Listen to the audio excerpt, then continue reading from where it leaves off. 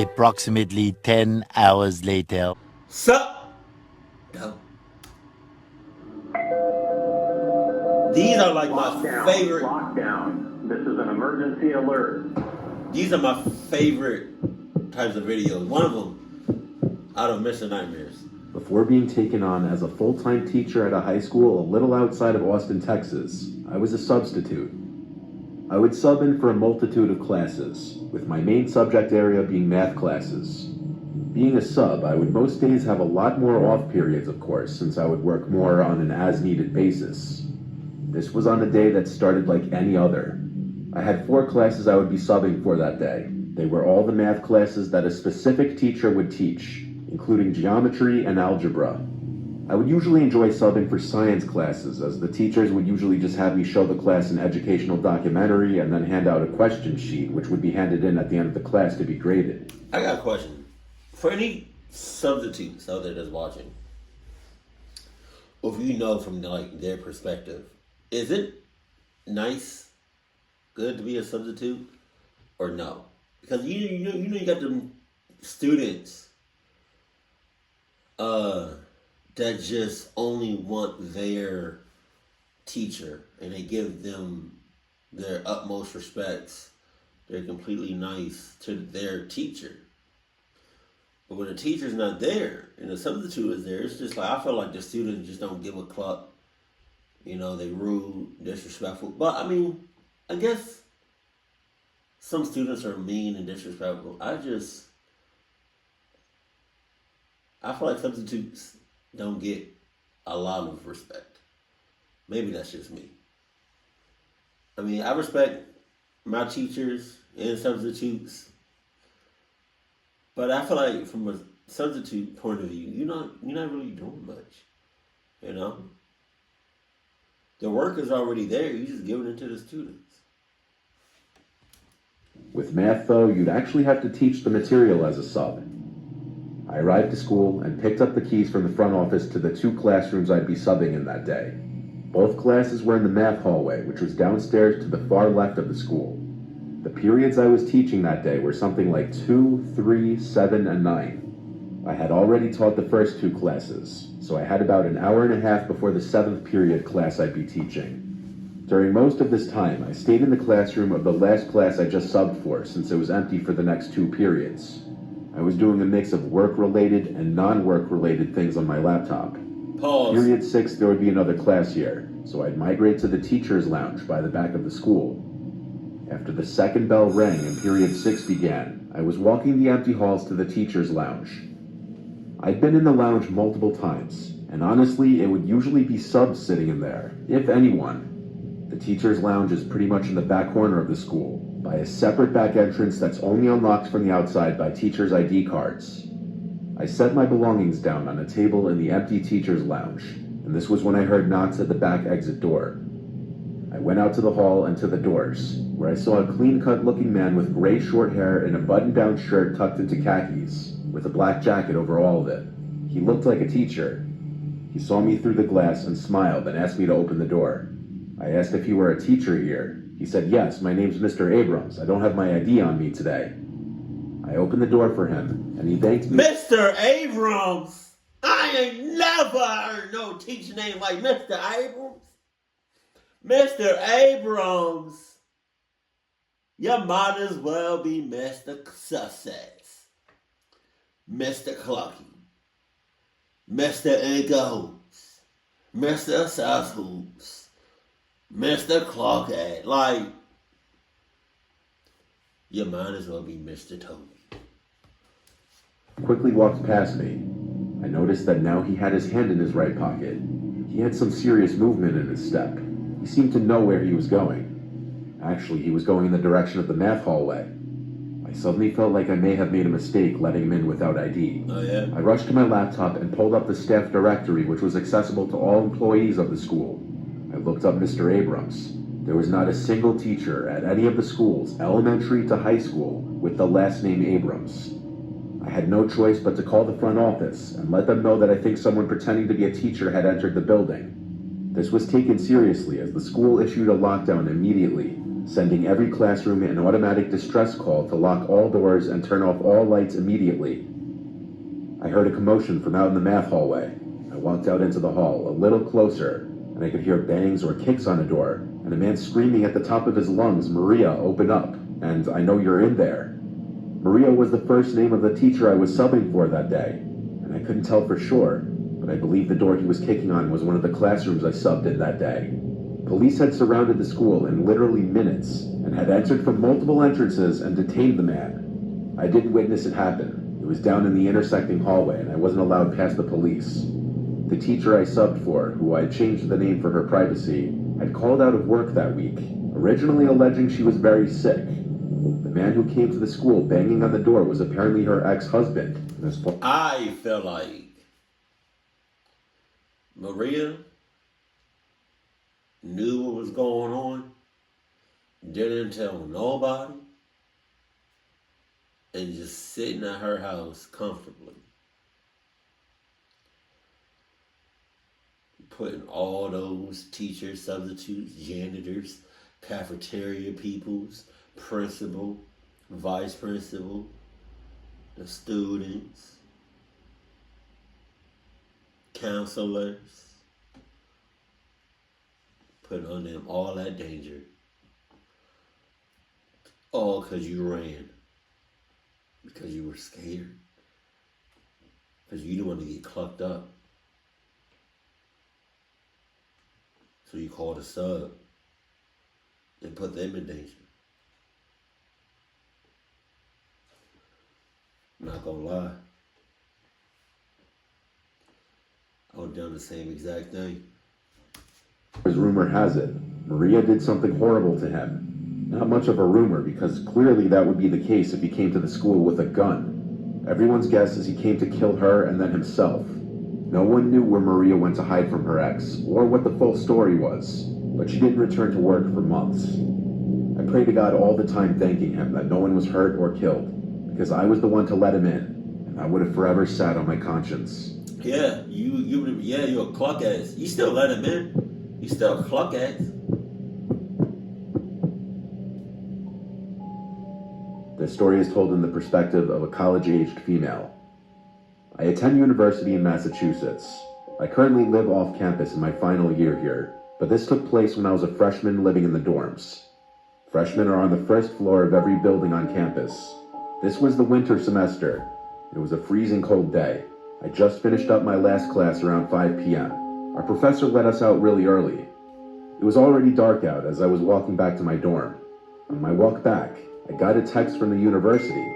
The text started in all capitals, saying, "Attention all faculty and staff, get to a safe building immediately," as a suspicious man was walking around campus approaching women with crude, threatening comments and telling them he had a gun. The text mentioned that university police were aware of the issue and were on full alert, looking to find the man. I picked up the pace in my step to get back to my dorm building. I started looking behind me every few seconds, and suddenly noticed someone walking not that far behind me. It was a black man in a huge winter coat. I couldn't gauge his age from this distance. But also, he could have just been a student. So? At that point, I was being paranoid. Plus, the text didn't specify the person's race. I rushed to my building, and when I got there, I let myself in. To get into any dorm buildings on campus, you need to use your student ID cards.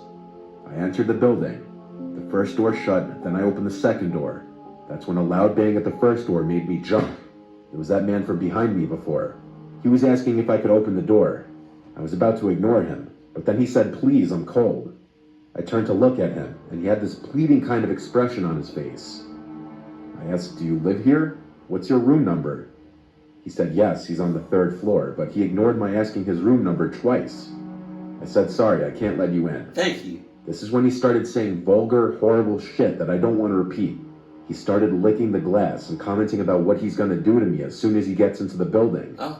In disgust, I ran to my room and slammed the door behind me. I turned on the lights as it was pitch black inside and my roommate wasn't back yet. I texted my dorm group chat saying I think the creepy man the school sent a warning about was at the front door of the dorm building. Don't come anywhere near. Everyone replied the same thing. OMG, call university police. That's what I did. I got the number off the website and called them. Told them right away the creepy man with a gun was at our dorm building. When they asked if he was still there, Naturally, I walked to the window to look outside. I screamed at the top of my lungs for 3 seconds when I saw the man on the other side of the glass, smiling, shaking his head, doing this disgusting motion with his tongue. I pleaded with the officer on the line to send the police there now. The man on the other side of the glass took off running, and he disappeared into the darkness as soon as he was beyond the light of the light posts. I still cried for the police to hurry, and as soon as one of them got to my dorm room, I let him in and described what the man looked like. He told me to stay in my room and don't leave again for the night. He advised I tell all my friends in the building to do the same. An additional text was sent out to all residents of my building. The hunt for that man went all night, apparently. They never found him. The things he said to me were beyond disturbing. I didn't see a gun on him, but honestly, anything could have been in his massive coat pockets. The campus had extra police on duty the rest of the week. The rest of the week? How about forever? Also, you're a cluck ass. Because you got that text saying something about like, isn't it, there's a possible threat, on campus, on school grounds. Get somewhere safe and don't go outside, something like that. You got that text. Everybody got that text. And so you outside and you see somebody else outside. My guy, my girl. You see somebody else outside during a lockdown. And you don't immediately haul ass. Not you in cahoots with the one with the yeah. Hell no. When I was in 2nd grade, each day of the week we'd have a different extracurricular activity at some point in the day. I think it went Mondays was art class, Tuesdays was music class, Wednesday was library day, and so on. By 2nd grade, kids were allowed to walk to the bathroom unattended as long as they got permission and took the special hall pass item chosen by the teacher of the class. For the art class, it was this big green plastic crayon that was meant as the bathroom pass. I remember this memory almost vividly, which makes it all the more disturbing when I think about it. Honestly, I was kind of a weird kid when I was in elementary school. I did have some social issues that I don't think ever got diagnosed, but I would sometimes just do weird things. Case in point, we were never supposed to just take the bathroom pass and leave the classroom without asking first. But during art class, as our teacher was going around the class helping the... You know what I hated? The permission to leave the class to use the bathroom. Like, I had to ask you if I had to use the bathroom. When in reality, if I have to use the bathroom, I should just be able to go, no questions asked. Be like, hey, I'm going to the bathroom, I'll be back. I shouldn't have to wait 5 minutes for a response. Or I shouldn't have to wait 5 minutes regardless. If I gotta use the bathroom, I'm going to the bathroom. Like, what you thought this was? 'Cause Mr. Toby, if I tell you I gotta use the bathroom and you don't let me go when I ask, best believe I'm going to the bathroom. In the toilet, in the urinal, or right here. Either way, I'm going to the bathroom, Mr. Toby. So, what's it going to be, Mr. Toby?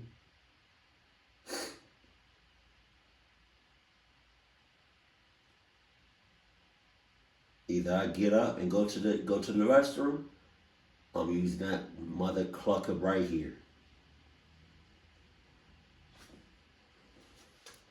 Students out with our little creations. I got up and took the plastic crayon and walked out the classroom door to go to the bathroom. The bathroom was all the way down the hall. I go inside, and as a kid, I was the type to pee sitting down. What? So I went to the stall and sat on the toilet seat. Why? This was when I heard the loudspeaker outside the bathroom. Why do people do that? Why do guys do that? Sit down to pee. Just stand up. Nowadays, they got urinals that go either all the way down to the ground, or they got like different like heights of urinals, so everybody can be like. Why do you have to sit? Why? What? But the school was going into lockdown. My heart started to race. I was outside of the classroom during a lockdown. I was terrified. I don't remember if I finished peeing or not, but I know I got right off the toilet seat and went outside back into the hall. I was scared I was going to get in trouble. I saw all the classroom doors were shut with their blinds down and lights off already. I was too late. I saw a man walking down the hallway. I assumed it was a teacher, even though he wasn't dressed like one. What? I had the wits of a second grader, so I said, "Excuse me, I'm locked out of my classroom." I remember vividly, he said back, "Oh, that's all right, come with me, I know where to go." He grabbed my hand and we started walking in what seemed to be the direction of the back exit. Shit. That's when I heard a familiar woman's voice keep screaming Troy, my name, from behind us. It was my art teacher, Miss Green. She screamed at the man to get off me and grabbed me by the arm and tugged at me back to the art classroom. Once inside, she locked the door and scolded me quietly.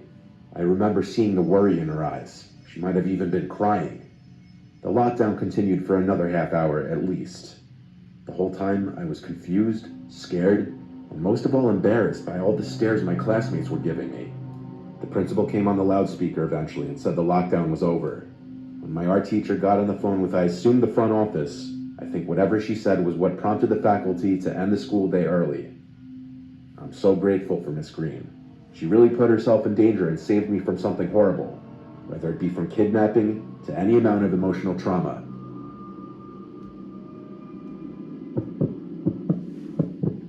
Jackson MacArthur. Not Miss Green was in cahoots.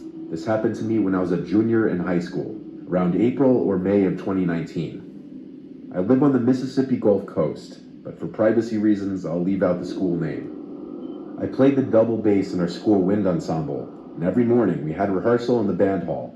We were about halfway through rehearsal when I heard a knock on the band hall door, which opened to the outside. I don't think anyone else heard the knock because we were in the middle of performing a song, and I was standing with my double bass on the perimeter of the ensemble, along with the percussionists, so I was closer to the door. Before anyone could say anything or react, one of the percussionists who I knew just blindly went over to the door and opened it for the person outside. We had been repeatedly told by the band directors to never open that door for anyone on the outside unless it was a student, and even the students had to show their student ID badges through the window before being let in. But we still have to open that door a lot for other students as it locks on its own. So he probably just opened it without thinking and didn't look through the window. As soon as he opened the door, the person forcefully came in and walked to within 15 to 20 feet from where I was standing. It was a middle-aged Latino man, about 5'6", wearing a gray hoodie and cargo shorts. Jesus. I immediately noticed that the guy had both of his hands in his hoodie, with what appeared to be a heavy object. The band director saw him first and immediately stopped conducting, and the rest of the band turned their heads around to see what was going on. The band director asked with a nervous but forceful tone, "Can I help you?" The man replied in broken English, "Yes, I came to check out my daughter." The band director asserted, "This is not where you check out students. You shouldn't be here." The man then asked where he should go to check out his daughter. And to my surprise, the band director directed him to go out the band hall double doors and make a right down the school's main hallway to the front office. The man thanked the director and quickly walked out of the band hall into the school. During this whole conversation, I had my double bass turned in the man's direction and stood behind it so that it would maybe somewhat shield me from any bullets.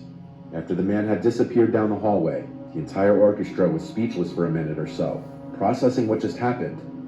The director immediately called the school security, and within a minute or so, the school was on lockdown. The director turned off all the lights in the band hall, and we all crammed inside whatever tuba lockers we could find. A whole 5 minutes passed until 2 armed security guards came running full speed through the band hall in the direction that the man had gone. Another 10 or so minutes passed and the lockdown was over. The school never came out with an official statement of the event, nor could I even find any local news articles about it. I suppose the school was trying to keep the whole thing a secret, for such a stupid breach of security would certainly damage its reputation. but I later heard from multiple other students that the man had just committed an armed robbery somewhere near the school and was fleeing on foot from the police when he decided to take refuge in the school, pretending to pick up his daughter. I also heard that he was found with a gun on him, which explains the heavy object I noticed in his hoodie pocket. The fact that I was standing literally 15 or so feet from an armed intruder inside of a school for a whole 2 minutes still terrifies me to this day. Jesus. Although I know the band director was probably trying to keep his cool so as not to piss the guy off and cause him to shoot all of us or something, I still think he made a huge mistake by directing the man to go further into the school instead of telling him to go back outside and enter the school through the front door like every other parent or visitor has to. Had that man had worse intentions, that situation could have ended tragically. I'm glad I'm not in high school anymore, because now I know firsthand how easily such things could happen at the hands of a careless mistake. Who is the person that opened the door? Cluck you. This experience was short and to the point. I was a very young child in Catholic private school.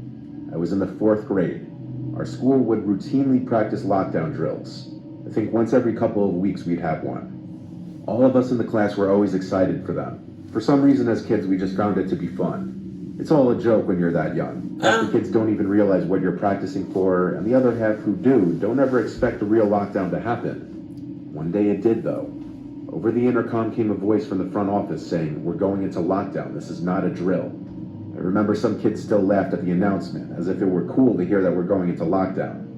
No one could have prepared for what came next. As our teacher seemed concerned and rushed to shut the door and the lights and yelled at us to get in the corner, I think that's when everyone realized this wasn't just a regular lockdown drill.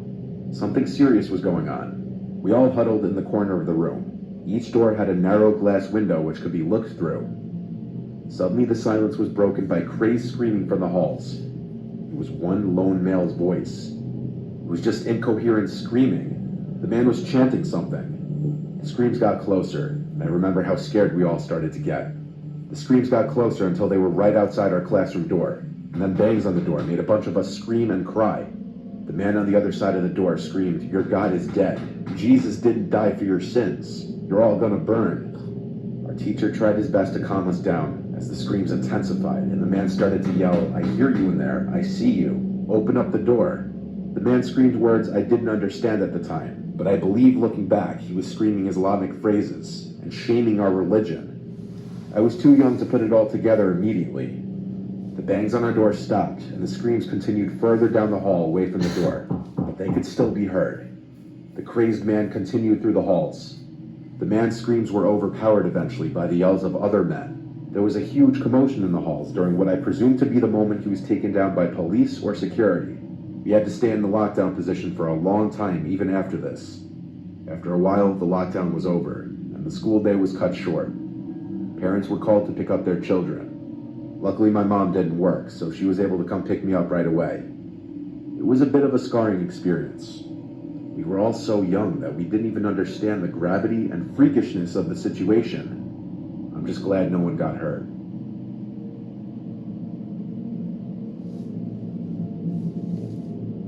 It baffles me how some schools, even to this day, like how some people can just walk right into a school. Like walk into the school like it's a goddamn grocery store. And they just picking out people like they groceries. Like, no, I don't want that. I got too many calories, too many carbs. That's a whole lot of sugar.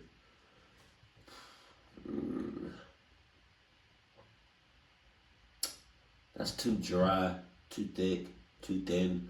I don't want it. Maybe I get a case of this.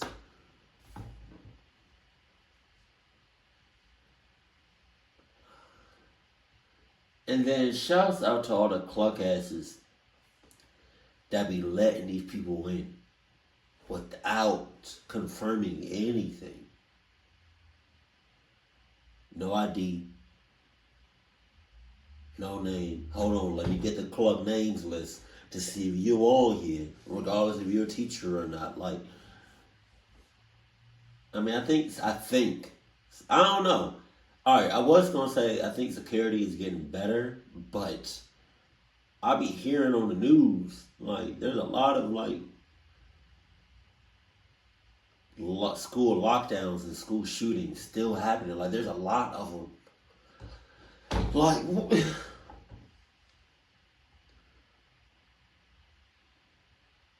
kids are supposed to be our future,